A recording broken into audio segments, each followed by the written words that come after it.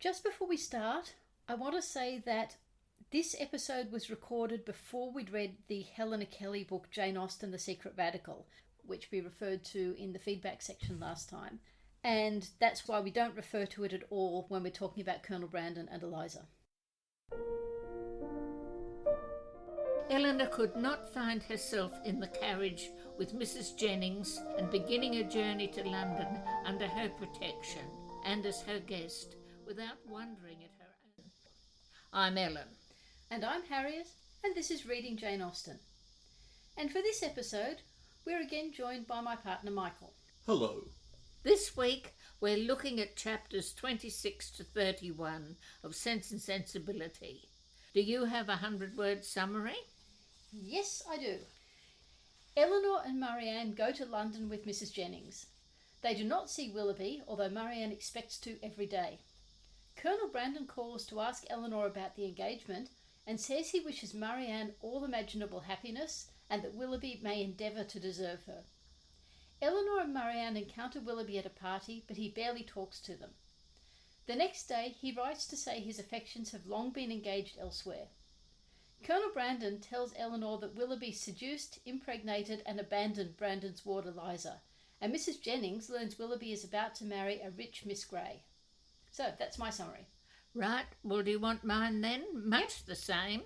Marianne and Elinor travel for 3 days in a closed carriage to London, with Marianne scarcely speaking.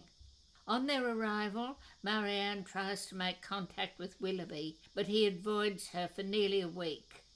They meet by accident at a party, and he greets her as a distant acquaintance. She writes demanding an explanation, and he responds, telling her he is engaged to a Miss Grey. Marianne suffers a nervous collapse, and Mrs Jennings and her circle soon discover what has happened and denounce Willoughby. Colonel Brandon, in an effort to provide comfort for Marianne, tells Elinor about Willoughby's seduction of his ward. You gave a lot more detail about Marianne's journey through these chapters than I did. What I felt that these 3 chapters and the very beginning of the next one are almost the most unsatisfactory part of the whole of Sensibility and possibly the whole of Jane Austen. They just seem to be such a muddle and a mess. There's so much backstory that probably isn't looked at properly. If the reader's trying to build up what was happening, the sort of suspense there, but it's not a suspense that's sort of prepared for you. You know, you're there and you're thinking, well, why isn't Willoughby replying to Marianne? You're thinking, why is this the first time Marianne writes to Willoughby? Why didn't she write to him earlier? How does she know Willoughby's address? He's lodging in Bond Street, up above the shop, presumably. Does the twopenny post have a complete register of every... No, she just sits down and off the letter goes to him. And all these other things come up. We don't know why Willoughby has to be married in a hurry, and we're not really given any sort of explanation. It's sort of suspense, but it's not properly planned suspense. The getting married in a hurry... Yes, that doesn't come out until much, much later. We learn in this section that he's getting married to Miss Grey with £50,000, but we don't know what the impetus was for it. We kind of do, because Mrs Jennings says he's all to pieces, and I warrant you, Miss Marianne would have been ready to wait till matters came round, but that won't do nowadays. Nothing in the way of pleasure can ever be given up by the young men of this age. Yeah, well, that's one of the nice bits in these chapters.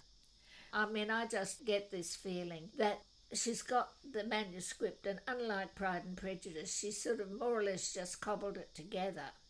This sense I have that up till then, you have this sort of suspense story that's not really properly prepared for. She does build up the suspense in terms of Willoughby doesn't come and he doesn't come, and then he leaves a card and they're devastated that they've missed him. It is kind of building up that something must be wrong, but we don't know what. I do agree that first bit is nice. It's what happens after that where I thought back and I thought this is something I'd always skip. What bit would you skip? Oh, well, I found it sort of fairly boring from the moment when Marianne realises it. We don't get any account of what Marianne's thinking or feeling. When I thought about it later, I thought, oh yes, but after all, Jane Austen doesn't do people in a really miserable state. The opportunity for that is there. But what we get is practically clinical notes about what's happening to Marianne. Oh, she's looking out of the window. Oh, she's lying down on the bed. Oh, she's got dressed. Oh, she's come down to dinner. And I don't think I'd ever want to read it through for what is happening. And I've realised coming through this time that I was really so relieved when Mrs Jennings comes back saying, I've heard, I know what's happened, and suddenly you get people living a real life, not just taking clinical notes. That doesn't cover very much. Oh. Maybe it felt longer than it actually was. That was actually something I wanted to talk about, which is the role of gossip and the way people seem to just hear things. I don't know how large the members of the gentry were in London, but it does seem that you can just go to a shop and hear people talking about people you know. That's what I want to talk about next week, is the very small area within which they're all living. And also, presumably, people who are acquainted tend to frequent the same shop. They were all going to Bond Street all the time. Yeah, so when Mrs Jennings has learned about Willoughby getting married, she says, Mrs Taylor told me of it half an hour ago, and she was told by a particular friend of Miss Grey herself. And then Colonel Brandon says he heard about it in a stationer's shop where I had business. Two ladies were waiting for their carriage, and one of them was giving the other an account of the intended match, in a voice so little attempting concealment that it was impossible for me not to hear all. The name of Willoughby, John Willoughby, frequently repeated, first caught my attention, and what followed was a positive assertion that everything was now finally settled respecting his marriage with Miss Grey. I mean, how convenient is that he just happens to be in the same place as two people who just happen to be talking about Willoughby, who he knows. The other thing I like, though, is that comparison between how Mrs Jennings imparts the gossip that she's heard and then the much more measured way that Colonel Brandon relates what is also still essentially gossip. Mrs Jennings, at least, is told stuff. Colonel Brandon just hangs around and sort of listens. Well, no, he makes it very clear that he couldn't avoid listening because they were talking so loud. But poor Colonel Brandon, anyway, is forced to hear this information. There's one thing that I found it quite moving, the way that Marianne is absolutely convinced somebody has been telling Willoughby things against her. She doesn't think Willoughby has fallen in love with another woman. She doesn't give any of those explanations. Somebody has been to Willoughby. Somebody has told him things about me that can't be true. It's not terribly likely, but it's really very sad with her. Yeah. Well, the other bit I was going to say was about the confidence. Elinor says, why don't you talk to me? And she says, you have no confidence. That was one thing I was going to bring up, is that it's from this point that we know that Elinor and Marianne are now in precisely similar situations. But these sections are still all about Marianne. There's only really a couple of passing references to Elinor thinking, well, actually, I do know what you're going through, but I can't talk about it. We're just sort of given this reminder that they're in the same situation. A couple of passing references and one explicit comparison where she says, her own situation gained in the comparison. For while she could esteem Edward as much as ever, however much they might be divided in future, her mind might always be supported. That's actually drawing the difference between the two, which is important, but we're still not really seeing the explicit comparison in behaviour which we get once the Edward thing is made public. Well, we should probably talk about the Eliza story. It is quite a dramatic story for Jane Austen. Yes. Dramatic backstory for Jane Austen. Yeah, well, nothing like as dramatic as some of the early juvenilia. Well, no, but in a sense, she's almost got into that narrative style. Yeah. Well, it's the story from the juvenilia, but delivered in Colonel Brandon's very measured way. And of course, this story finishes with him telling us about the duel, but let's not talk about that now since Michael's going to be talking about duelling later. It's a big chunk of info dump narrative text. Oh, yes, yes. I actually have some things I wanted to say about it.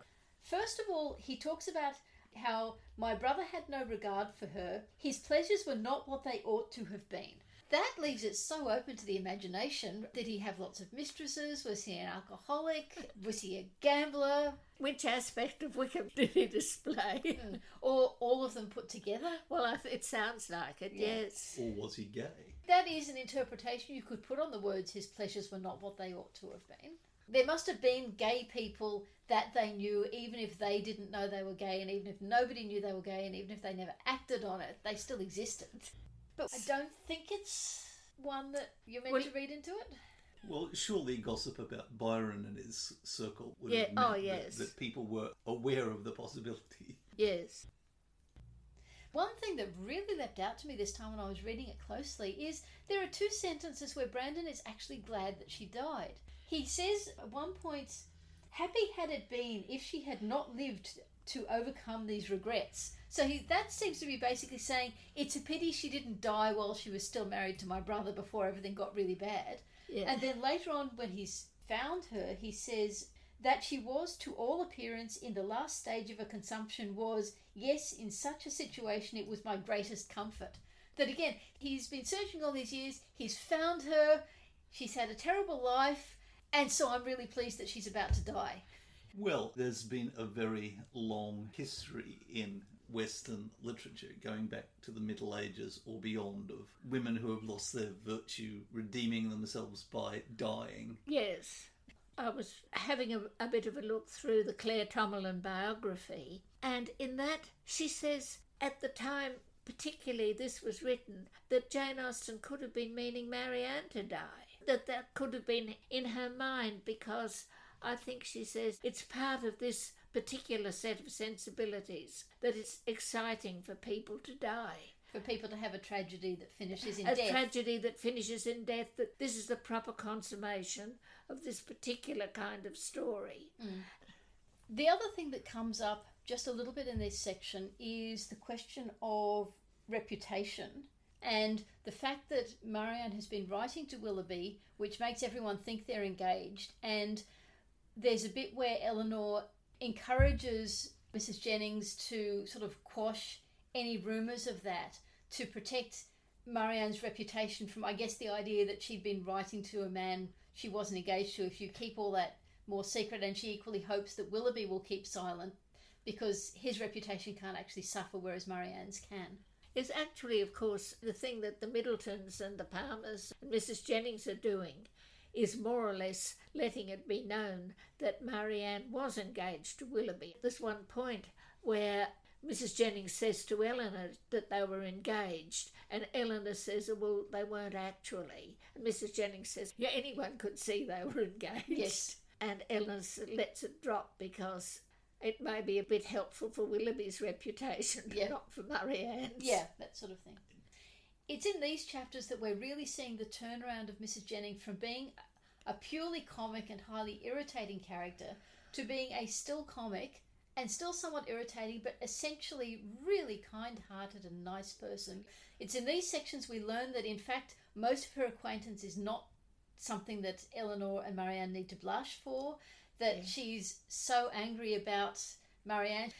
Although she's not very sensitive in how she tries to comfort Marianne, she tiptoes around the room so that Marianne isn't disturbed. She brings her the wine. She wants her to have sweetmeats and olives. And dried cherries. Yes. She wants her to have. Yes. So she's, as I said, this is just where our perceptions of her change, I think, quite significantly, from being profoundly irritating and basically not someone we've got a lot of time for, other than as a laughable creation, to someone who is emerging off the page a little bit more as a nice person. Yes, and you just wonder how much Jane Austen was planning this. I'm pretty sure that right back in her earlier character sketch of Mrs Jennings, she doesn't give any hint that this is going to happen when she talks about how irritating she was. She does, right at the start, describe her as kind-hearted, but you never really see much of that until now. Perhaps it's the case one often hears of other writers talking about how they start out with a set of assumptions about a character, and once they start writing them, they leap off the page and tell them, actually, I'm going to do this. Yes, yeah. Except it is unusual in Jane Austen, minor Well, comic character. the point is, this is again my feeling, that she didn't do much revision of Sense and Sensibility, that she didn't go through, as she did with Pride and Prejudice, looking for consistency through the entire manuscript. She says this here, she says something there. That's my whole impression of the book, that she simply hasn't edited it in the sort of way she edited everything else she wrote. So you don't have total consistency. What was your favourite sentence from this section? My favourite sentence is Mrs Jennings has just brought in this glass of wine for Marianne. And it's a lovely long sentence. It says, Mrs Jennings, though regretting that she had not been 5 minutes earlier, was satisfied with the compromise, and Elinor, as she swallowed the chief of it, reflected that though its effects on a colicky gout were at present of little importance to her, its healing powers on a disappointed heart might be as reasonably tried on herself as on her sister, which I think it's sort of got a lovely picture of Elinor taking this rather sardonic view of herself. My favourite sentence, it's when they've arrived at London and they're shown into their room, and it had formerly been Charlotte's, and over the mantelpiece still hung a landscape in coloured silks of her performance, in proof of her having spent 7 years at a great school in town to some effect. You've spent 7 years at this great school, and what you've got to show for it is a landscape in coloured silks. Yeah, whereas of course there's my feeling that another thing it had to show was having totally indoctrinated Lady Middleton with belief in appropriate behaviour. All it gave to Charlotte was the ability to work coloured silks. Yes.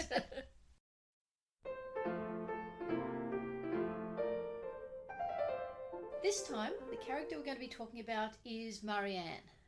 And I think one of the things that really comes through in this section is her extreme youth. As you said earlier, a lot of it isn't developed very well. But there were a couple of moments that really I found quite evocative. One is the bit where they go to Bond Street and she's looking everywhere hoping to see Willoughby. Yes. But the bit that I love is where Mrs Jennings says to her, this cold weather will be keeping sportsmen in the country. Yes. And then later on, Marianne says to Elinor, don't you find it colder than it was in the morning, Elinor? There seems to me a very decided difference. I can hardly keep my hands warm even in my muff. It was not so yesterday, I think.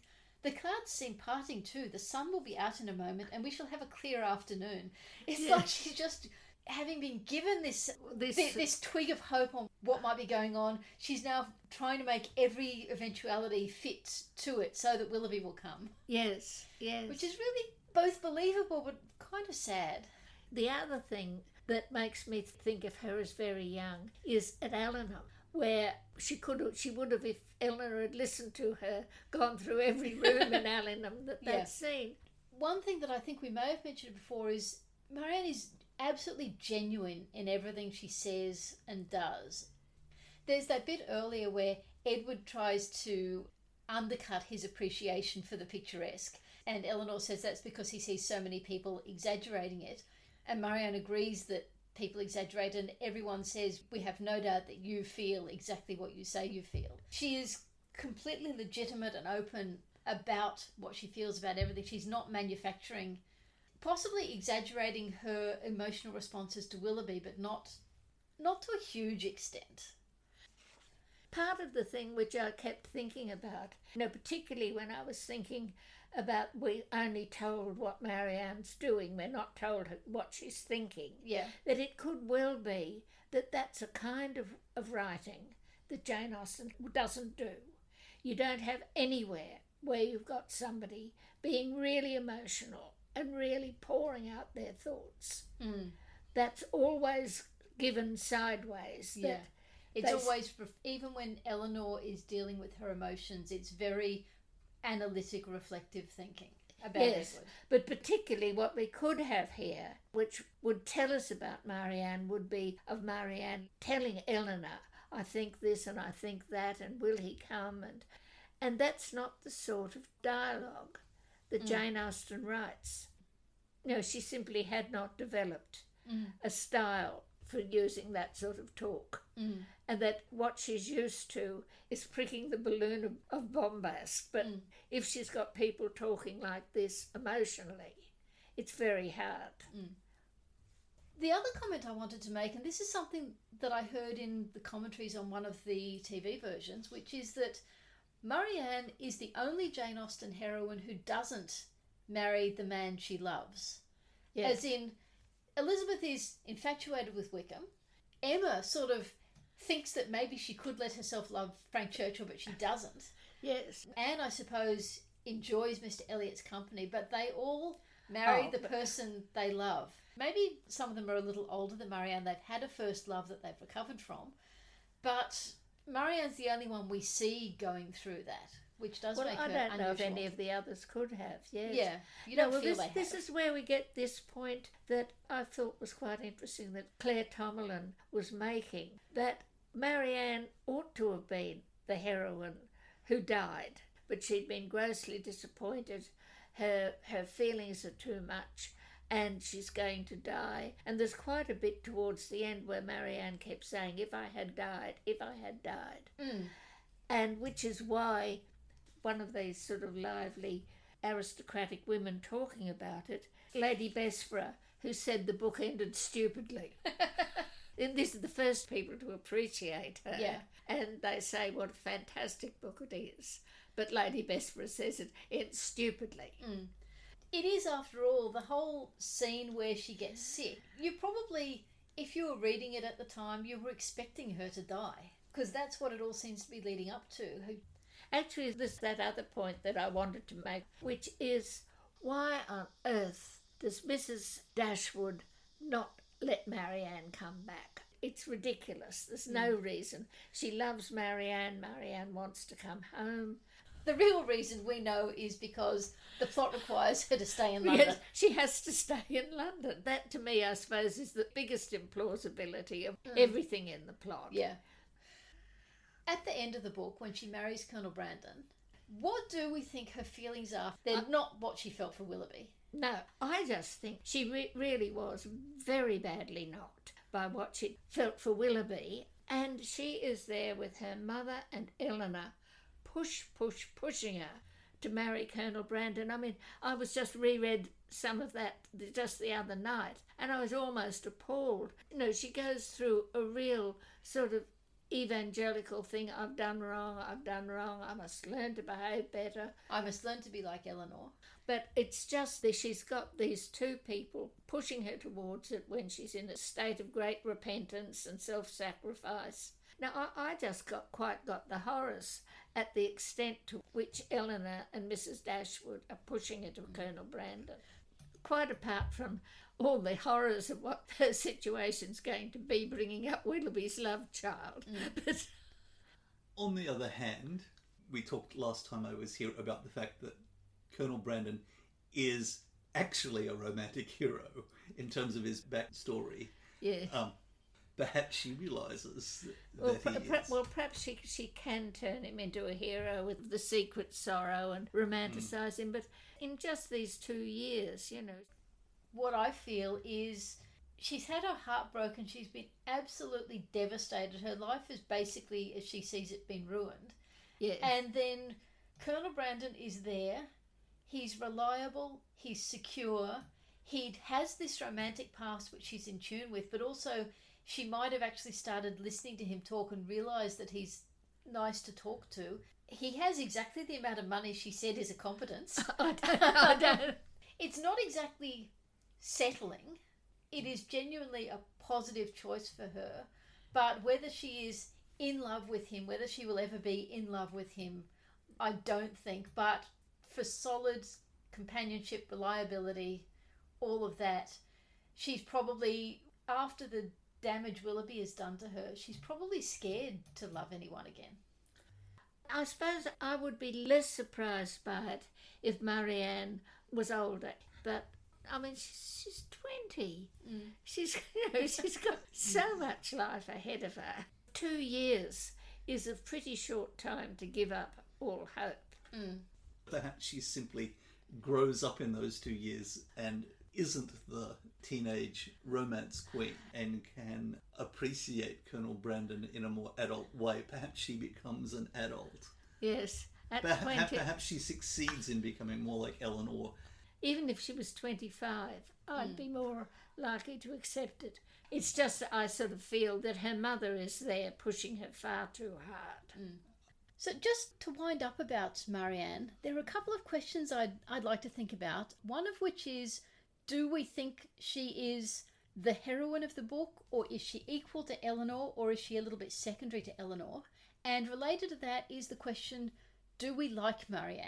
Right. I was recently just having a look at a quite old article by C.S. Lewis from 1954 called A Note on Jane Austen. Most of it's not relevant to what we're talking about at the moment, but one thing struck me is in the first section when he was talking about the heroines of the book, he mentioned Marianne and he didn't mention Elinor.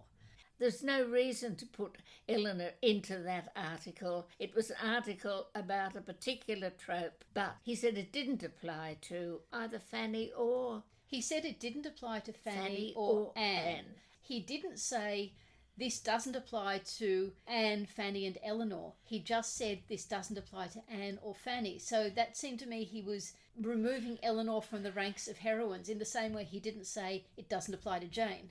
Later on, he does talk about there being two plots, but in the first instance, he just seemed to think of Marianne as the heroine.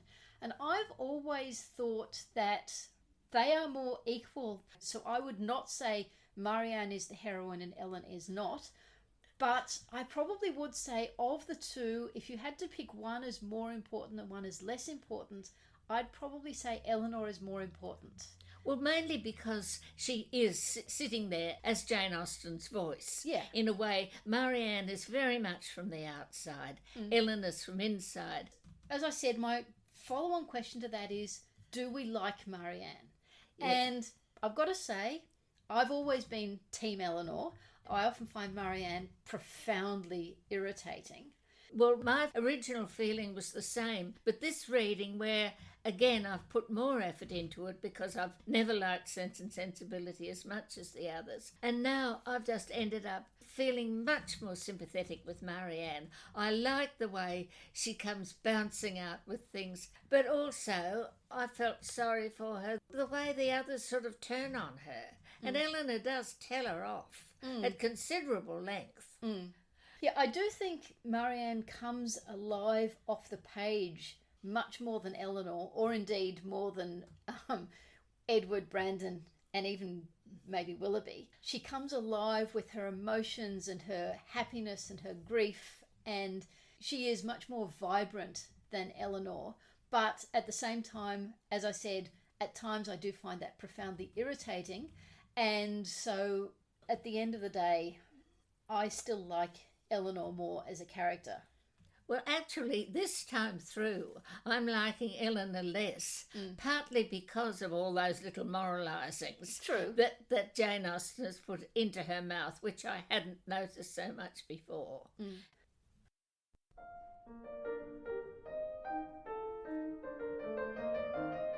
The reason we asked Michael to join us again today is to talk about duelling in the Regency period. So I thought I'd start with what the novel does say about the duel, which is, in fact, remarkably little. It is the least dramatic way of presenting a dramatic event one could imagine. In fact, I think some readers might even miss the fact that there's a duel. Yes. Yes. However, I do think that it would be very clear to a contemporary Oh, audience. yes. Yep. Yes. Have you, she continued, after a short silence, ever seen Mr. Willoughby since you left him at Barton? Yes, he replied gravely. Once I have. One meeting was unavoidable. Elinor, startled by his manner, looked at him anxiously, saying, What have you met him to? I could meet him no other way. Eliza had confessed to me, though most reluctantly, the name of her lover, and when he returned to town, which was within a fortnight after myself, we met by appointment, he to defend, I to punish his conduct. We returned unwounded, and the meeting therefore never got abroad. Elinor sighed over the fancied necessity of this, but to a man and a soldier she presumed not to censure it. So as Harriet said, that doesn't seem to tell us very much. I think to a 21st century reader, they could easily miss that there was a duel at all. But by unpacking the details, I think we can be pretty certain of what Jane Austen envisaged happening. So I think the first thing I need to say is that duelling, which was never as common in Britain as it was on the continent, was in very steep decline by the Regency. And it is, in fact, fairly unlikely that two people of the class of Colonel Brandon and Willoughby would have a duel at this time in history, since those duels that did take place, such as the famous ones between Lord Paget and Captain Cadogan, or between Lord Castlereagh and George Canning, which both occurred in 1809, tended to be among members of the aristocracy rather than the gentry. English law in theory and increasingly in practice as the 19th century progressed tended to regard duelling as manslaughter or even murder. Duels between serving officers in the army or navy were expressly forbidden, although they did occur, especially, as I noted last time I was here, in India. It should be said, duelling was far more common in Ireland than it was in England. Choice of weapon, contrary to what Hollywood shows, was not the prerogative of the challenged party. Indeed, if anything, contemporary duelling codes tend to suggest that the challenger, as the offended party, has the right to choose. However, by the Regency, certainly in England, choice of weapons as well as the time and place of the encounter were negotiated by the seconds being the particular friends of the duelists, designated to act on their behalf. The job of the seconds was to ensure that the duel was conducted fairly and honourably.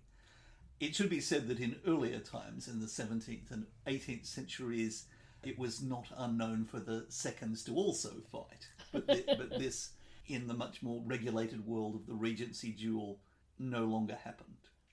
So what kind of duel would Willoughby and Brandon have engaged in? Well, I am completely certain that their duel would have been with pistols, not swords. Duelling with swords in Britain had more or less ceased to exist by the middle of the 18th century, precisely because it was vastly more dangerous than duelling with pistols. Well, it's like Lord Peter Wimsey says, a bullet may go anywhere, but steel is almost bound to go somewhere. Exactly. So, in the English mind, ever since the duel in 1712 between Charles, Lord Mohun, and James, Duke of Hamilton, had occurred where they both killed one another within a few seconds, the idea that duelling with the small sword was unbelievably deadly was commonly recognised. So although to the untrained 21st century eye, the small sword or court sword with its light, even dainty-seeming blade might seem like not much of a weapon, in fact it's far more deadly than a broadsword. It was designed precisely to deliver deep, penetrating wounds, which were very frequently fatal. What had these swords been developed for? Just for duelling? They were a specialist sword just for duelling. So they had developed out of the rapier of the 16th and early 17th century. The rapier was a much heavier sword, but from the Renaissance onwards, European fencing masters had rapidly worked out that if you want to kill your opponent, then the point is far deadlier than the edge. It is actually extremely difficult to kill someone with a cut, even if you're a highly skilled swordsman. The other great disadvantage of duelling with swords, particularly in Britain, was that duelling with swords, of course, favours the skillful swordsman. And almost no one in Britain was a skillful swordsman. They were far less likely than their continental counterparts to be properly trained in fencing, and one reason for that was that unlike France or Italy in particular, being a fencing master was not the high-status gentlemanly profession in Britain that it was on the continent. The other issue is that to be highly proficient with the small sword requires, as Hamlet would say, continuous practice. Yes. They simply didn't do it. And the consequence is that duelling with this thrusting sword by inexperienced swordsmen was even more dangerous. So, for example, in the Mohun and Hamilton duel that I mentioned earlier, they both ran at one another, stabbed one another repeatedly through the body and fell down dead. I can also be entirely confident that the novel's duel isn't with swords, as a duel with swords can only be honourably stopped when first blood was shed, and the passage is quite explicit with Colonel Brandon saying that they both returned unwounded. So, what was Regency duelling with pistols like? Films and television have led to many misunderstandings about how such duels were carried out. So the Hollywood cliche of standing back to back and marching 10 paces makes for good camera angles and close-ups of the heroes' chiseled profiles, but they basically never happened. Instead, the duelists took their mark a measured distance from one another. This was negotiated between the seconds, but was often 10 yards. The next thing I want to point out is that dueling pistols were smoothbore. Smoothbore means that they don't have rifling in their barrels, the spiraled grooves carved to the inside of a barrel designed to grip the ball and greatly increase the weapon's accuracy. So Willoughby and Colonel Brandon, with their hunting guns, they would have been rifled. But the Coda duellers were quite explicit in banning rifled dueling pistols, and it was in fact one of the designated tasks of the seconds to check that neither pistol included hidden rifling. Did they in fact use pairs of pistols? Or They absolutely always used a pair of pistols to ensure that there was no advantage. So it would be cheating for you to turn up with your own pistol. Yes. So it was all about this idea of making it as equal as possible. So how was the duel conducted? The most common way to signal when opponents could fire was the drop of a handkerchief held by a third party who unsurprisingly was standing well to the side out of the line of fire. And I think it's easy to see how such an arrangement, intentionally or otherwise, would dramatically reduce casualties, since it does tend to mean that inexperienced duelists trying to look both at the drop of the handkerchief and at their opponent are likely to panic and fire too quickly without taking proper aim and consequently missing. Because until the handkerchief was dropped, they had to have their arm by their side. Their arm is down by their side. They're not allowed to raise the pistol until... So they're not allowed to sort of spend plenty of time taking aim. They've got to be... They are. Of course, you can take as long as you like. But after the handkerchief's been dropped. After the handkerchief's dropped, conscious that your opponent can shoot at you at any time. So it takes a very strong nerve to do so. It's also worth pointing out that dueling pistols tend to have hair triggers. In other words, they've got a very soft pull. Yes. So I have no doubt that that's what Willoughby did, that he will have funked it, fired too early, and missed. So that both of them have done this. No. So that the handkerchief is dropped and Willoughby immediately raises his arm and fires without aiming properly. Yeah, because after all, most of his shooting's been with a shotgun, hasn't it? His experience with pistols would be very limited. On the other hand, so would Colonel Brandon's. It would be a mistake to assume that an army officer would be a particularly skilled pistol shot. After all, a colonel's chief weapon on the battlefield is his battalion. He's there to manage his men, not to kill people himself. However, I do think that there is a more romantic option, which I would certainly use were I directing an adaptation. And that is that Colonel Brandon doesn't panic, but rather that he delopes. And as we all know from Georgette Heyer, Yes, deloping is firing into the air. Well, it's to deliberately miss. So it is actually very rare for the challenger to delope in historical examples. Well, I mean, after all, he said he's going there to punish him. Exactly. Is it exactly punishing him? Only to give him a terrible fright. Yes. So historically, deloping most frequently occurs when the challenged party delopes, and this is seen as a way of honourably accepting the blame. However, it did occasionally occur with the challenger, and this would have had a very ambiguous meaning to those observing. On the one hand, it could be regarded as an act of mercy, but on the other hand, it could also be seen as a sign of contempt, that the opponent is not worthy of a bullet, is not worthy of an honourable death. So how dangerous was duelling in the Regency? Well, reliable figures are hard to come across. I have seen published mortality figures as high as 15 or even 20%, but my feeling is that these are deeply misleading.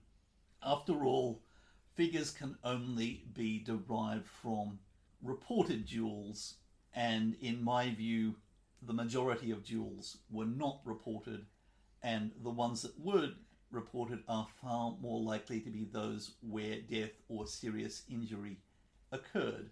So my suspicion is that the overwhelming majority of Regency duels went unreported precisely because they ended in exactly the same unmelodramatic way as Willoughby and Brandon's did, with, as the novel says, both unwounded and therefore they never got abroad.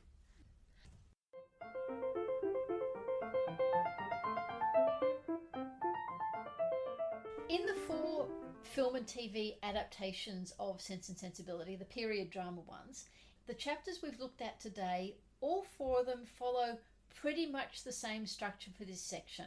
And in some cases, they all 4 take the same divergences from the book. So they all have Colonel Brandon making his call, and every single one of them contains his wonderful line about wishing Marianne every imaginable happiness and that Willoughby may endeavour to deserve her. Oh, that's interesting, yes, that they thought that was an important point. Yes. Well, I think that does perhaps go to adding to something's wrong about Willoughby.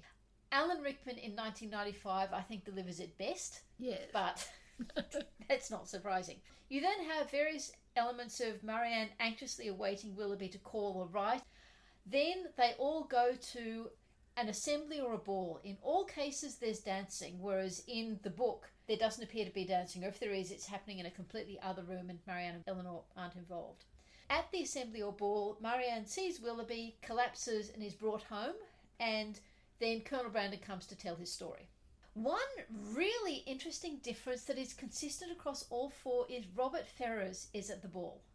Oh. And in the book, Robert Ferrers doesn't turn up for chapters yet to come, but all of the adaptations have independently decided to introduce him at the ball. Typically, Marianne is more publicly humiliated. You get the sense in the book that Elinor keeps it pretty much under control, whereas often in the adaptations you actually have Marianne calling out Willoughby across the room.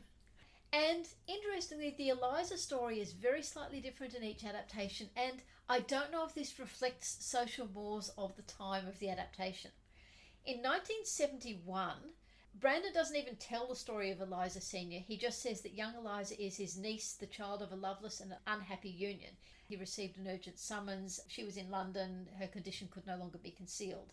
And she had attempted to do away with herself. That's an addition, not in the book. She was 18.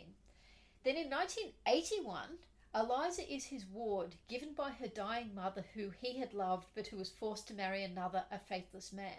But there's no implication of a separation or a divorce, or that young Eliza is illegitimate.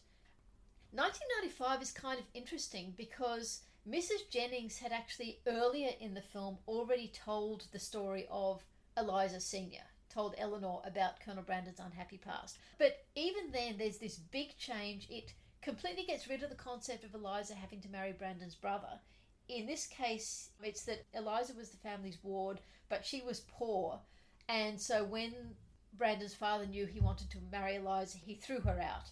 She was then passed from man to man and bore an illegitimate child. So this is the first time where young Eliza, who's called Beth in this case, is actually illegitimate. The other thing, though, that happens at this point in the 1995 version is that Brandon goes on to say that he believes that Willoughby did love Marianne, but he knows that Willoughby's aunt found out about it and cut him off. This, of course, is a story that in the book and in the other adaptations Willoughby tells to Elinor, but this version they decided to completely excise Willoughby giving his justification to Elinor, which we'll talk about a bit later, particularly when we talk about Willoughby and the implications that has for his character. The 2008 version, it's pretty much as it was in the book, but there's no explanation of why she was married to his older brother, and it also doesn't actually say one way or the other who was the father of Eliza Jr. It could have been his brother, she could have been illegitimate, it's unstated. In this one, she's only 15 years old, and the first news Brandon got of her was on the morning of the picnic. Now, I think that's really odd in terms of this 2008 version, because you may remember I was talking way back earlier when Willoughby and Brandon are first face to face. There's this ominous music and these meaningful looks, and you get a sense that there's bad blood between them, and yet all of that is before Brandon knew anything was amiss. So that just didn't make sense. They've set up this conflict between them unnecessarily. The other thing is that the 2008 version is the only one that even mentions the duel. None of the others so much as have a passing reference to a duel between it. After seeing Willoughby with Miss Grey, Marianne collapses and she's caught by Colonel Brandon. And Colonel Brandon is giving Willoughby the filthiest look. And that's where episode 3 ends. And at least on our DVD, so probably when it was shown on live television, it immediately jumps to your sort of preview of what's going to happen next time. And the first shot you get in the preview is of Brandon and Willoughby having a duel with swords. And then the next episode starts with the duel, and that is intercut with Marianne sitting up at night writing to Willoughby, obviously just after what's happened at the ball. What time of day is the duel happening? The duel is happening in the morning. So that is actually one of the really confusing things about it, though, is we know, having read the book, that this duel took place some time ago and was because of what Willoughby did to Eliza. The placement of it here, it's really unclear to someone who's read the book. Is this meant to be a flashback to the duel that they had because of Eliza, or in fact has Brandon helped Marianne home and then gone back to the ball and challenged Willoughby, and this is at dawn the next morning and they're fighting because of what he's done to Marianne? As I said, the duel is with swords. It is, I don't think, particularly well fight choreographed. I think it is amongst the worst inappropriately choreographed film or television duels I've ever seen. So they do have one thing right in that they're fighting with court swords. However, they use them like they're broadswords. So they're swipe, swipe, swipe rather than poke, poke. Yes, they're far too close to one another. They cut at one another. If I were generous, I would say it's like Olympic saber fencing, but really it's not. Well, the guards they use are Olympic saber fencing, but they're these massive cuts. Now, small swords did have an edge, but the edge was there principally to stop your opponent grabbing it, to stop disarm by seizure. It does not deliver an effective cut. One thing that I do think is quite effective about that duel is after holding his blade to Willoughby's neck, Brandon then pulls it away and stalks off with a look of contempt on his face, which I do think fits with what you were saying about firing into the air if you were the challenger of, you're not worth it. Yes. You're very much, you're not worth me getting arrested for murder, I suppose. You have this duel that is historically improbable, poorly executed, and confusing in terms of what it means, in terms of the plot, which is all a bit strange, but it is dramatic. Yes. I think it's probably not confusing to the viewer who hasn't read the book because they just assume that they're having a duel over Marianne. Because, of course, from the viewer who hasn't read the book, they don't know about Eliza yet because Brandon hasn't come to tell them about Eliza. Yes. Yes. So, but it's very contrary to the book in that case. Yes. Moving on from adaptations to modernisations. Yeah. One of the interesting things with modernisations of Jane Austen novels is seeing how they deal with these key plot points that are particularly tied to the 19th century. And so, because of that, before recording this episode, I made sure that I would watch the final two main film modernisations of Sense and Sensibility that I hadn't previously watched or only such a long time ago, which are From Prada to Nada and Sense and Sensibility. So before I talk about what they've done with the Eliza story and the Marianne story, I just thought I'd give a quick overview of these. Both of these films were released in 2011, which is the 200th anniversary of the publication of Sense and Sensibility. From Prada to Nada is described as the Latino version of Sense and Sensibility. Elinor and Marianne are Nora and Mary Dominguez, and they live with their father in Beverly Hills. When he unexpectedly dies, they learn they've got a half-brother, Gabe, that they never knew about, and their father's estate is split between the three of them, except it turns out their father was actually bankrupt. So they sell their share of the house to Gabe, and when his wife Olivia makes life unpleasant for them, they move to East LA to live with their maternal aunt, and they start to get in touch with their Mexican roots. Nora gives up college and takes a sort of lowly position in a law firm. Edward is Olivia's brother, he's a lawyer and he's Nora's boss. Brandon has evolved into Bruno, their aunt's neighbour, and Willoughby is Rodrigo, a teaching assistant at Mary's college, and Lucy is a friend of Olivia's. Thematically, I think this film is about connecting with family and culture, and although there were some bits of it I didn't much like, overall I did think it was quite fun, and I certainly enjoyed it way more than Material Girls. The other one I watched is Sense and Sensibility, and that's SCENTS and Sensibility. I've heard this described as a Mormon version, and when I looked into it, it was filmed in Utah by a Utah-based production company. But I'm not sure if it was actually done by the Church of Latter-day Saints. It certainly wasn't as overly church-focused as Pride and Prejudice, the Latter-day Comedy was. I've also heard it described as a Hallmark movie. It's not actually made by the Hallmark company, but I guess it could have been shown on the Hallmark channel. So in this one, Elinor, Marianne and Margaret Dashwood's father is convicted of fraud and they lose all their money. Margaret has some strange form of leukemia that can be managed, but only with expensive medication. Elinor and Marianne have to get jobs to cover Margaret's medication. Elinor can't get a professional job because of the publicity from her father's arrest, so she does janitorial work in a spa, which is owned by Fran Ferris. And one of her co-workers is Lucy Steele, while Fran's brother is Edward. Edward in this is also a lawyer. Marianne has changed her surname and gets a job as a copy assistant, and Brandon is a fellow worker. She was involved with Willoughby since before their father's arrest. But one of the key plot points, nothing to do with the book, is that in her spare time, Marianne makes scented lotions which seem to have some sort of magical healing properties, and Elinor starts selling them at the spa. This is not a great film. There are some really weird plot elements and some very undefined character motivations. I found it not unpleasant, but rather forgettable. Although there is one thing I will say of it.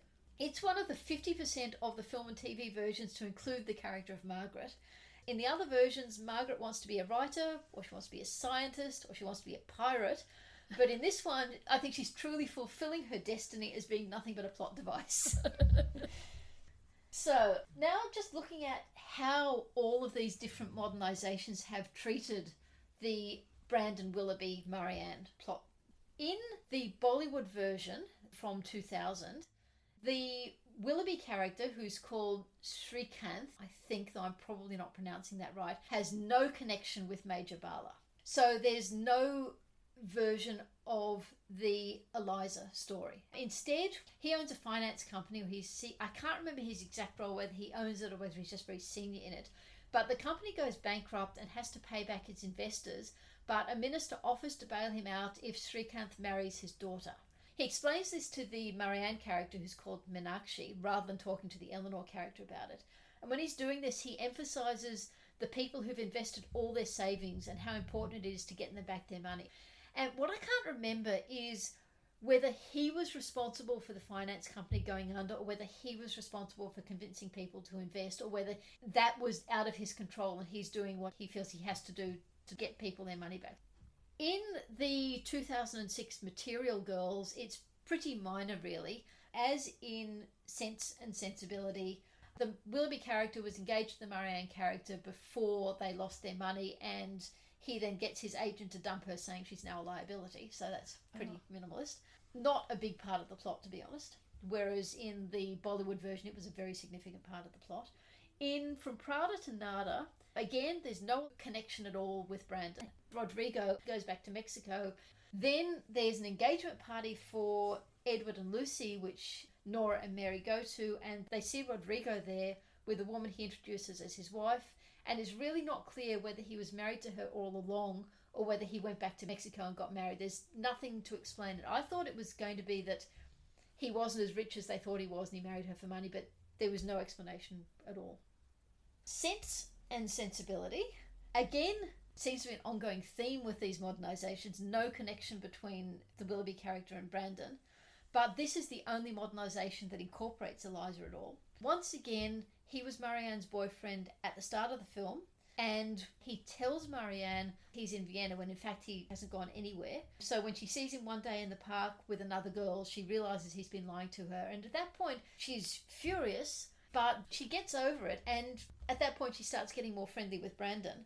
But then after that, when Fran Ferris is trying to get the recipe for Marianne's lotion so she can sell it to someone else, I know, it's a really silly and complicated plot. She actually blackmails the Willoughby character by saying that if he doesn't get Marianne to give him the recipe, she will reveal all about Eliza Williams. And he says, I had a friend and she got pregnant. That's how he justifies it to Marianne. Oh. So that's how they update that. The web series Elinor and Marianne Take Barton, the Willoughby brush off is he's basically just saying he's not in a relationship place. He wanted, when he comes to university, to just have fun. As you can see, these are mostly just weird and wonderful stretches to connect to the book. I think the Bollywood version with the finance company is a very interesting twist on it. Most of the others are not interesting at all. The final one is the Joanna Trollope version, which, as I've said before, is often a little bit uninspired because she feels compelled to keep very close to the original, whereas the others gave themselves a lot more flexibility. But her version of it is drugs. When Brandon tells his story, he loved Eliza. She liked him as a friend, but she was mesmerised by his brother. Brandon's brother didn't treat her well. She left him. She went from man to man, and she died of an overdose. And she had a baby by her first dealer. So that does actually match point for point with the Eliza story in the original. And then young Eliza met Wills at a club, and he gave her her first hit, and she's been on drugs ever since.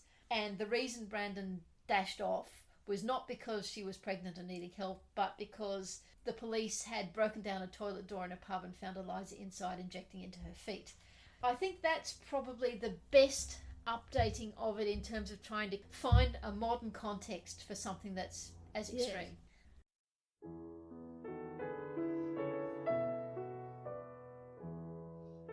You've been listening to the Reading Jane Austen podcast with me, Harriet. Me, Michael. And me, Ellen. In our next episode, we'll be looking at chapters 32 to 36 of Sense and Sensibility. The structure of this podcast was inspired by Harry Potter and the Sacred Text. Our music is Creative Commons performances of pieces Jane Austen might have listened to. You can find us on Facebook at Reading Jane Austen and our website readingjaneausten.com. You can email us at readingjaneausten.com or rate and review us in your podcast app. We hope you'll join us next time.